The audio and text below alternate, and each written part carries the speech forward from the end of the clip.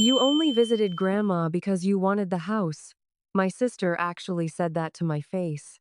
She looked at me dead in the eyes and said, and I just stood there. My name is Claire, and I'm 32 years old. I grew up in a big, loud, messy family, the kind where every holiday felt like a reunion, and every reunion eventually turned into someone arguing over the potato salad. I have 6 cousins on my dad's side, and for most of my life, I genuinely liked every single one of them, until Grandma Rose got sick. She was diagnosed with early-stage dementia in the fall, and that's when everything shifted. See, Grandma Rose owned this beautiful vacation home up in the Blue Ridge Mountains, 3 bedrooms, a wraparound porch, the whole dream. And somehow, word got out that she was planning to leave it to the grandchild who showed up the most. That's it. That was the whole will. And those 12 words, they turned my family into something I didn't recognize anymore. Am I in the wrong for thinking that what happened next was absolutely unhinged? Because honestly, I still can't believe it. If you've ever watched people you love turn into strangers overnight, drop a comment below because you are not alone. And please, subscribe if you're new here. This one's going to hit different. At first, nobody said anything out loud. That's the thing about family drama, it never announces itself. It just creeps in, quiet and cold, like a draft under a door you thought was sealed shut. The first few weeks after we found out about Grandma Rose's condition, everyone was on their best behavior. My cousin Derek drove up every other weekend. My cousin Melissa started sending flowers. My cousin Tyler, who hadn't called Grandma in 2 years, suddenly remembered she existed. And me? I kept doing what I'd always done, stopping by on Sundays, bringing her favorite lemon pound cake, sitting with her while she watched her old game shows. Because that's just what we did. What I did. Long before any house was ever on the table. But here's where it starts to get really ugly. About 6 weeks in, I noticed Derek's car parked outside Grandma's place on a Tuesday afternoon. Weird. I thought he lived 40 minutes away and worked full-time. I didn't think much of it until Grandma casually mentioned, "Derek asked me how many times you visited this month." I'm sorry. He what? I asked her to repeat herself, and she smiled in that quiet way she had, like she already knew something the rest of us didn't. And she said, "Oh, honey, they're all keeping score." That sentence hit me like cold water to the face. I went home that night and called my cousin Jamie, who's always been the neutral one in the family. And Jamie told me everything. Apparently, Derek had created an actual spreadsheet, a color-coded, date-stamped, time-logged spreadsheet tracking every cousin's visits to Grandma Rose. He'd shared it in a group chat I had been quietly removed from. Let that sink in. My own family cut me out of a group chat so they could track each other's visits to our dying grandmother without knowing me. I wish I could tell you I handled that calmly. I didn't. I cried. Like, ugly cried in my kitchen at 11 o'clock at night, because the betrayal of it, the pettiness of it genuinely broke something in me, but it got worse. So much worse.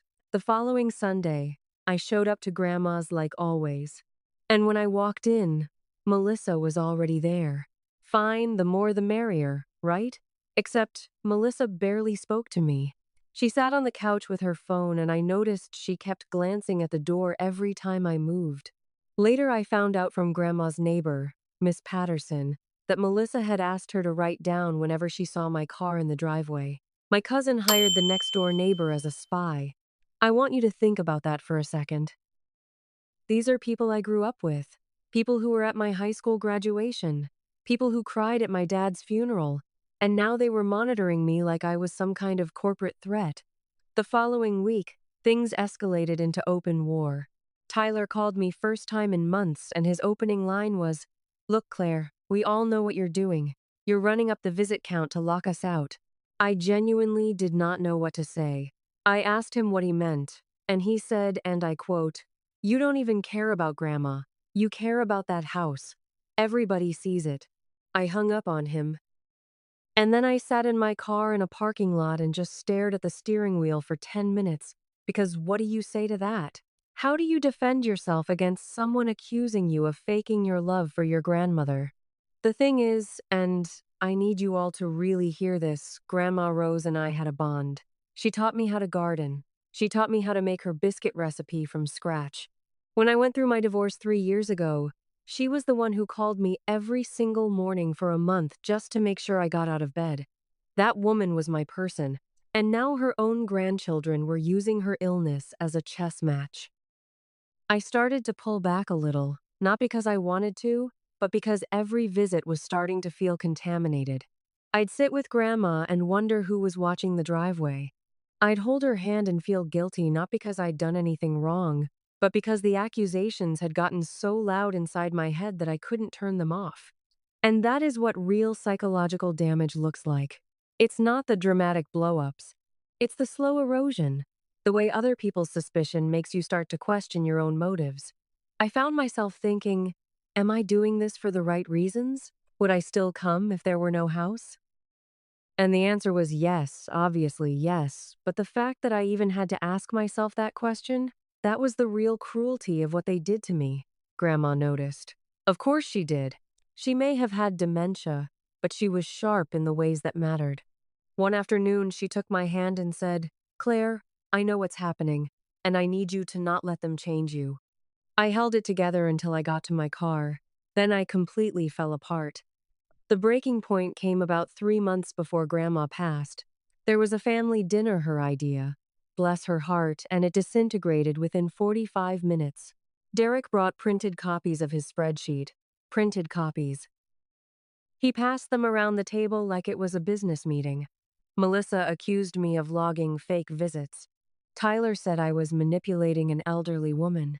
And then this is the part that I still lose sleep over. My Aunt Patricia, Grandma's own daughter, looked at me across that table and said, "Honey, maybe you should just step back and let the rest of us handle this." The rest of them. Handle her. Like Grandma Rose was a project to be managed, not a human being who deserved love in her final months. I stood up.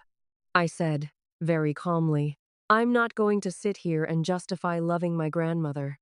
And I left. I kept visiting, every Sunday, lemon pound cake, game shows. Grandma's hand in mine. And the cousins kept watching. Drop a comment if you've ever been accused of having bad intentions when you were just trying to do the right thing. Because I know I am not the only one who's been here. And if this story is resonating with you, share it, because sometimes people need to know that the craziness they're experiencing is real, and it is not their fault. Grandma Rose passed on a quiet Thursday morning in March. And her actual will, wasn't what any of us expected. She didn't leave the house to the cousin with the most visits. She left it to a local children's charity she'd supported for 30 years. And she left each of us grandchildren a handwritten letter. Mine said, "You came because you loved me. I always knew." I won't tell you what the others' letters said. That's not my story to share. But I will tell you that Derek didn't speak for a long time after he read his. And Melissa cried. And Tyler left before dessert. So let me ask you, am I in the wrong? For visiting Grandma the way I always had? For refusing to play the game they built around her? I've asked myself that question 100 times, and every time, I come back to the same answer. No. But I also learned something painful and true, that grievance and money together can make people unrecognizable. And you can't control that. You can only control who you choose to be. If this story moved you, leave a comment, subscribe, and hit that notification bell, because real stories about real family, real betrayal, and real love, that's what we do here, every single week.